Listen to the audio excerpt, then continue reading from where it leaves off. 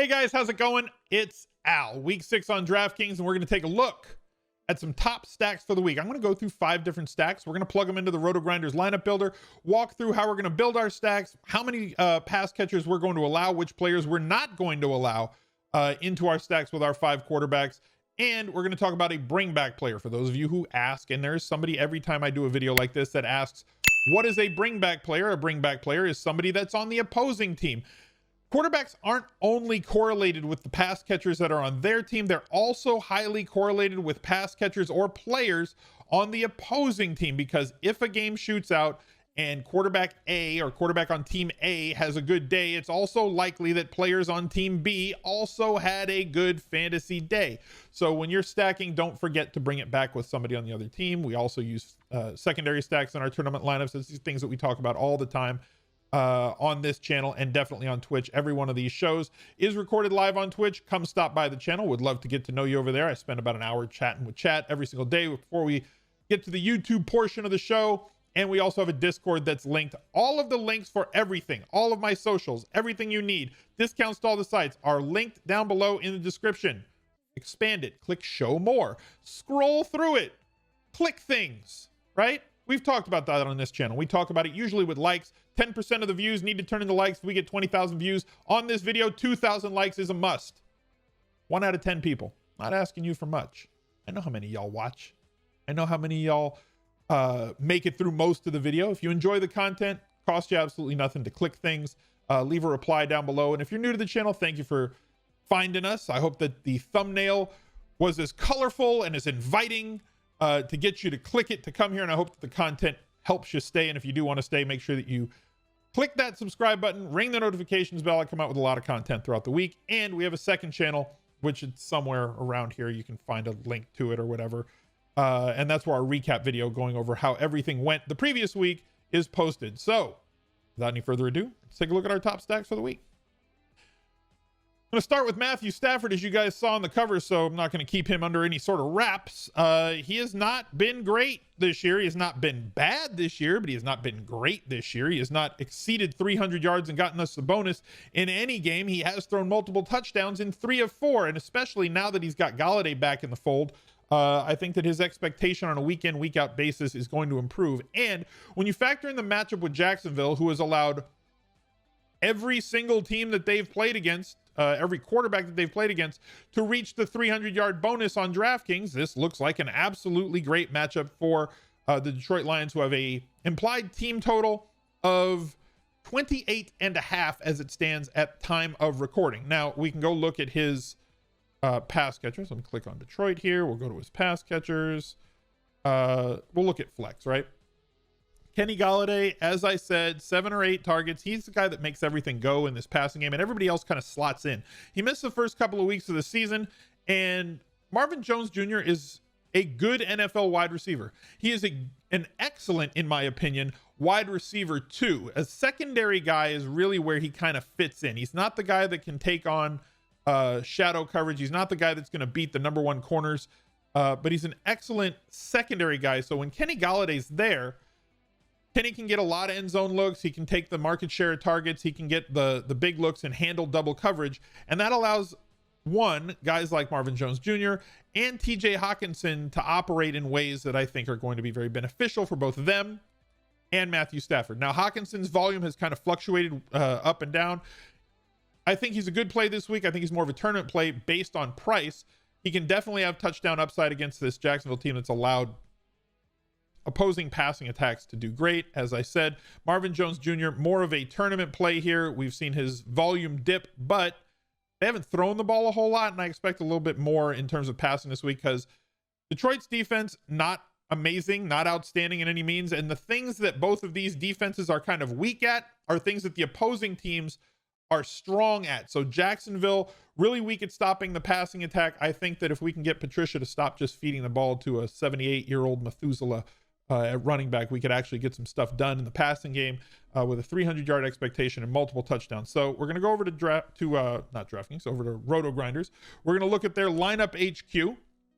You can use rotogrinders.com/smizzlife, and there will be a link down below in the pinned comment if you want to go check their products out. Obviously, they have a short-term plan, like a 1-week plan. If you've never used a lineup builder before and you want to enter this into like the mini max, which is kind of where I suggest that people get used to mass multi-entry if they haven't already.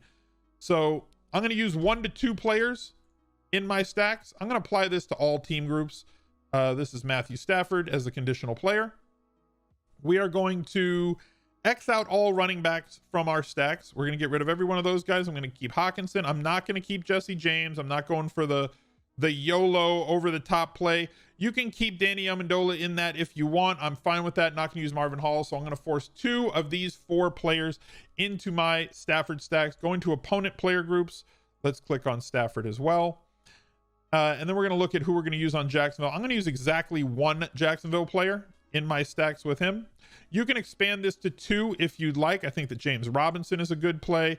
I think Eifert is fine as a return guy in stacks, but I'm probably not going to allow a double tight end. So if Hawkinson's in that lineup with the 1 to 2, I'm probably not going to allow him there. DJ Chark, watch his health going to the weekend. Chris Conley or Keelan Cole. I'm probably going to narrow this down by the time the weekend gets here and not allow it to pick from 6 guys. I'm going to narrow down probably to somebody like, again, we have to monitor Chark, who's questionable right now, wasn't practicing on Wednesday. We don't have the Tuesday or Thursday practice report yet.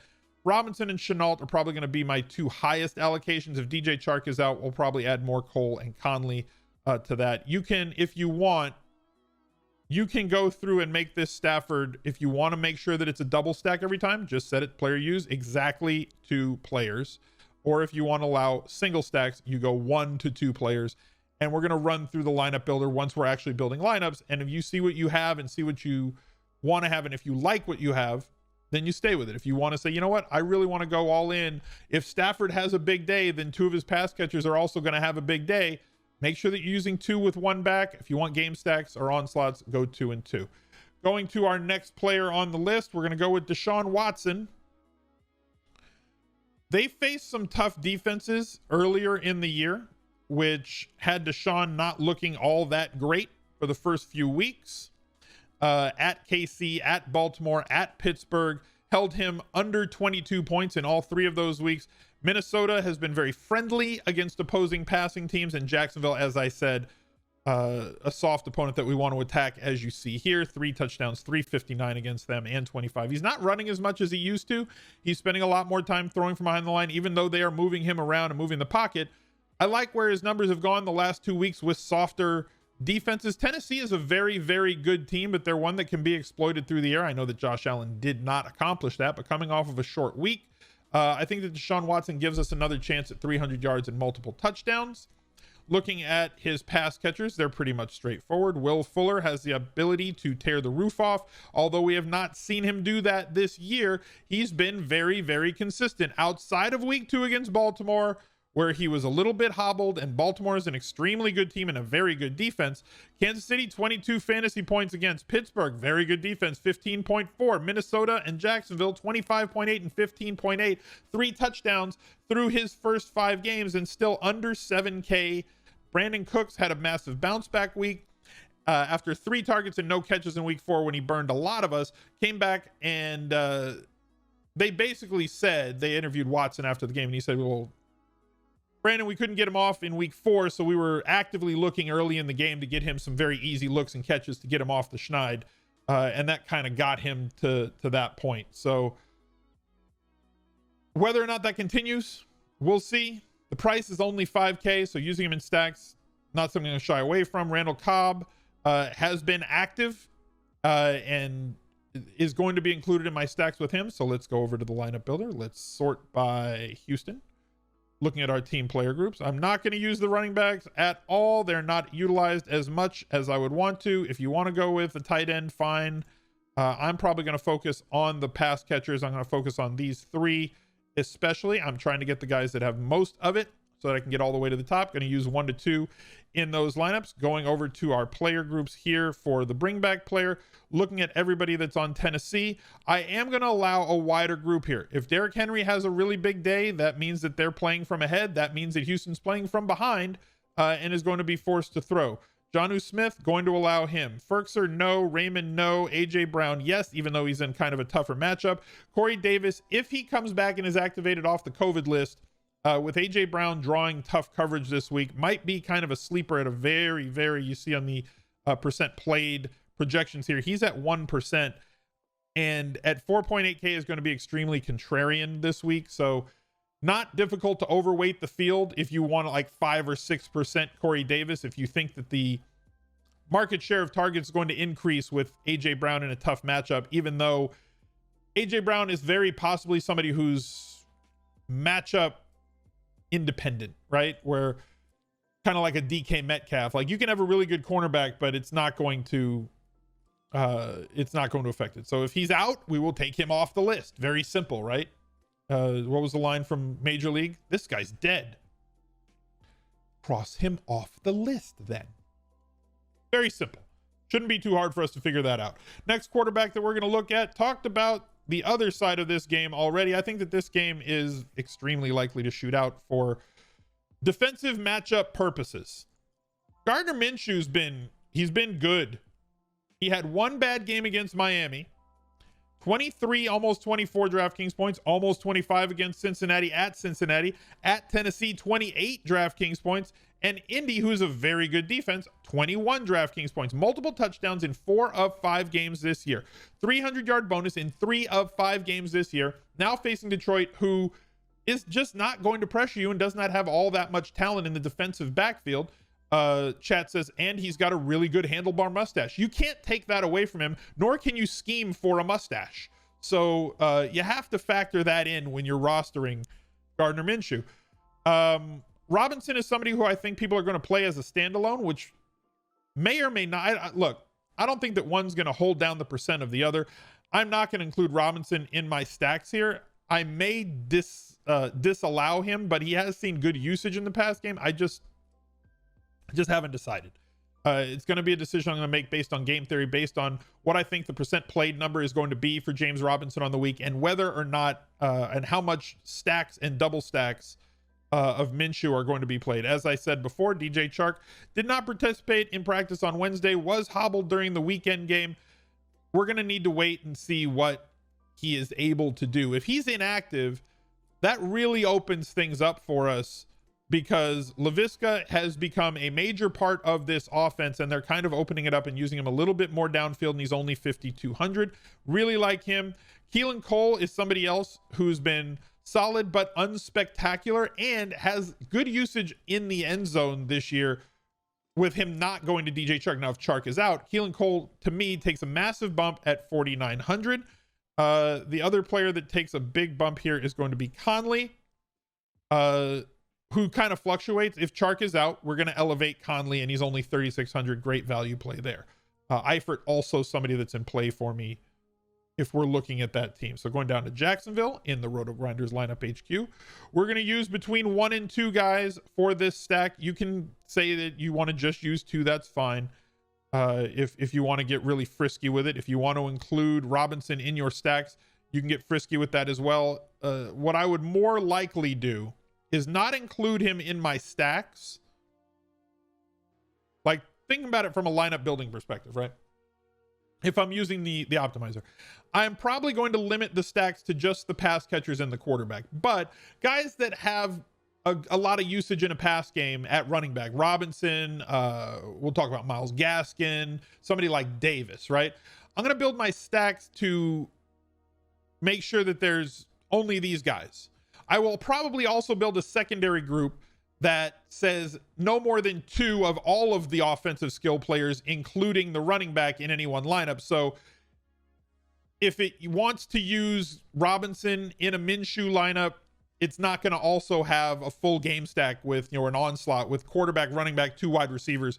The possibility of all 3 of those plays being tournament winning plays are so minimal that it's going to be lower than the total percent played of that grouping. And that's really not, I want to be on the right side of the math, not the wrong side of the math. So that's how I would group this without Xing out somebody like Robinson or a pass catching running back who has sizable volume, 6-7 possible targets, which does correlate well with the quarterback, without completely Xing them out of the groups. It's more about limiting the combination of skill players. I hope that makes sense to you. You can go with one or two of the opponents to bring it back. I'm just going to limit to one for the sake of this video. Definitely not going to use him. I'm not using any of the running backs. I'm not buying running backs on Detroit right now. I'm definitely buying the passing game this week. We're going to use the same group. We're going to include only one, and then we can figure out where we want to go from there. If you want to include one or two, that's up to you. Feel free. Heading back over to DraftKings, we're going to talk about two more quarterbacks on this list. I don't know exactly what we expect in terms of play for this, but in terms of percent play, in terms of how popular it's going to be, but it's a very distinct target funnel here. I think there's three guys that we want to use with Kirk Cousins and Atlanta giving up the most fantasy points per game to opposing quarterbacks. Now, I think that Cousins stacks are going to be a major leverage spot against the projected Madison play roster ship this weekend. So anybody that has Madison is probably not going to have Madison and Cousins in a lineup, or shouldn't. They might. I don't think that unless they score 40 plus points, it's going to be very difficult for Madison to satisfy the salary that you're going to spend on him, and for Cousins to have 25 plus points, and for somebody like Thielen or Jefferson to have the points that you're going to need out of them. So looking at let's go wide receivers first. As I said, there's only two wide receivers that I want to use here. One is Adam Thielen, who's getting absolutely ridiculous usage. And Atlanta is ill-equipped to stop him at 7,300. Jefferson, who's been at 5 targets a game the last two after his explosion in week 3 against Tennessee.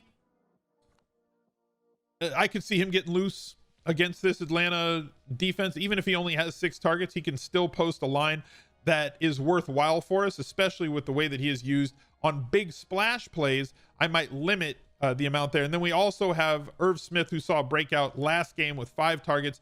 If you're rostering Irv Smith at the absolute minimum, I'm going to say this on every single video this week because I don't want to hear it. You are understanding that the Blutarski is a possibility. 0.0 fantasy points is no way to go through life, son. 0 catches on 1 target for 0 yards is certainly in the realm of possibility for Irv Smith. But at 2,500, it's not about what he doesn't get you. It's about what he allows you to put into a roster. So if you're using him as a double stack player, against a really bad defense and a great matchup where his quarterback should be able to be more efficient and move the ball consistently and get himself into the red zone. If he falls into the end zone, you're smashing. If he scores 1 touchdown, you're smashing his salary. He doesn't even have to do much else. Last week, he caught 4 balls for 64 yards. That's 4x his salary. I'm not even expecting 4 catches for 64 yards, but if he has 4 catches for 32 yards, you're fine. If he has 2 catches and one of them is a touchdown, you're great. So he doesn't have to do much to satisfy, and I like him in tournament stacks, but probably not for cash. I understand the rules when I'm playing him that, look, a 0 is certainly in the realm of possibilities. You need to understand that you're accepting that when you go in. So I'm not going to include Madison in these stacks because I'm trying to leverage, and I'm probably going to disallow Madison in any lineup that includes Kirk Cousins because, again, I am trying to leverage the field. Not going to use Rudolph. I understand if you want to. I'm not going to use BC. Not going to use Tajay Sharp. I'm focusing on these 3 cats right here. Irv Smith, not expected to be on very many rosters. Justin Jefferson, not expected to be on very many rosters.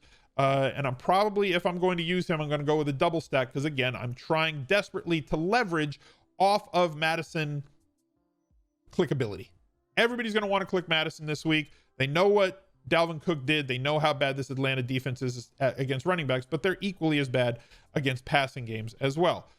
Going for Cousins bring back stack, probably not going to use Todd Gurley in it. I'm just outside of Carolina, I'm probably not going to play him very much this week. Going to include Hurst. Don't know about Julio Jones's status. If he's not in, then cross him off the list. Not really going to use Gage. Not going to use him. What I really want is just Calvin Ridley coming back. Right? If Julio Jones is there, I want Calvin Ridley. If Julio Jones is not there, I really want Calvin Ridley. I'm going to limit this to exactly one of these bringback players. And let's get to our final quarterback in the list. And he is going to be somebody that I think should be somewhat popular in cash games. But he's put up tournament winning type numbers at the position and he's still sub 6K. Against San Francisco, 30 DraftKings points. Against Seattle, 26. Jacksonville, 25. Against Buffalo, 27 DraftKings points. The last month, he's been as good or better than any quarterback that's been out there on a week in, week out basis. Even on a week where against Seattle, where he threw for no touchdowns, got you to the bonus and scored a rushing touchdown. So that's on the menu whenever Fitz takes the field is that he can score. And now this week they're playing the mess, who can't get out of their own way. Like it's a comedy of errors, however you want to look at it. So who are we going to stack him with? Devontae Parker, definitely going to be in my groups. Preston Williams, who had kind of a coming out party last week, definitely going to be in my groups. Love the way that he's being utilized, especially for a tournament sort of play. Isaiah Ford, I might have a sprinkle. I'm probably going to limit the amount that I have him. Gesicki, love the way that he's being used as well. The argument point is Myles Gaskin. Never seen less this year than 4 targets in any one game. I totally understand if you want to go that route. I'm probably going to do the same thing with Gaskin that I talked about doing with James Robinson, which is build the group for Fitz only around the pass catchers. I'm going to make it use 1 to 2 of the pass catchers in that group. I'm going to X out everybody that is not a pass catcher. That includes Myles Gaskin, and I will build another group that basically says only use 2 of the skill players in any one group. So if it wants to use 2 in a lineup that does not include, who did I cross off? Ford. If it wants to use 2 in a group that does not include Fitz, then I'm going to allow it, but I'm only going to allow 2 in that group. So it'll pick one of the pass catchers and him. And yes, I understand that there's a 1% chance that they score 25 plus points, but at their salaries, I don't need 25 plus points out of Myles Gaskin for him to be an outstanding play, and also what else he allows. On Atlanta, I want 1 play coming back in our opponent groups. Sorry, not Atlanta. Sorry. Why am I on Atlanta? Fitz. On my Fitz groups coming back, I want exactly 1 player. And it's going to come between a few guys. Herndon, fine. I know he's burned us. Jamison Crowder, fine. I'm good with him. Jeff Smith is the interesting play here for me, as he's seen the most routes run, the highest percentage of snaps played over the last 2 weeks. That includes Jamison Crowder for the wide receiver core. Saw a lot of targets last week and 2 end zone targets. So while he missed value and people only look at that final number that he had in terms of his play, Jeff Smith was actually an extremely good play for us. Still sits at the absolute minimum salary. His volume, his snaps, all the underlyings, include the end zone usage, have been very, very good. So as long as Berrios and those other guys are out, I think that Jeff Smith is still in play for us in tournaments. We can go right through here. You click build. You see I have it set to 147, or maybe you don't see it because it's up in the corner there. But we're going to build our 150. I'm building 147 because, as you guys know, I build 3 lineups by hand for 3 max games.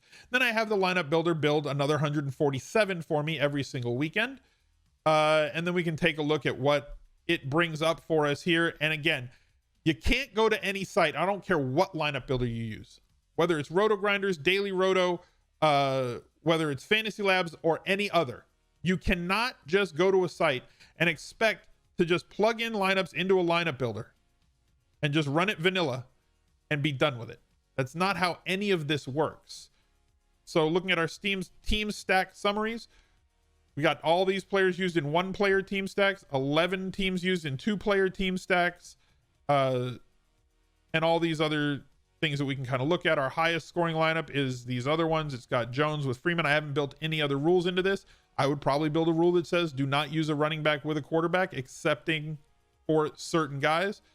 And it's never just go to a site, click build, plug it in, print money. That's not how any of these lineup builders work. They're a tool just like anything else. It gives you an ability to save yourself time to build a whole bunch of lineups with less effort and to upload them to the sites. I have plenty of lineup building tips in the How to Win on DraftKings playlist. Go check that out if you're getting used to using them. If you've never used a lineup builder before and you want to try and learn the skill, I think that that's very admirable and a route that you should be going. You have to be able to adapt as the industry adapts. They have plenty of options for you to get in at 5 cent, 10 cent, 25 cent, and 50 cent. For you lower bankroll players, you don't have to enter the millionaire makers. You don't have to enter the $20 tournaments with 150 or the slant at $9 and invest $1,350 to try and 150. You can do it for 10 cents and put in $15 and really hone your skills at the low levels to see if this is a skill that you're actually good at, and still give yourself a chance to win somewhere between $1,000 and $10,000 in those tournaments. As one of our watchers, one of our viewers did last week in the Minimax, won $10,000. So best of luck to you this weekend. I hope that you guys have a whole lot of success. Tune in tomorrow for the Lineup Builder Show. But until then, go check out this video right here. He's a legend.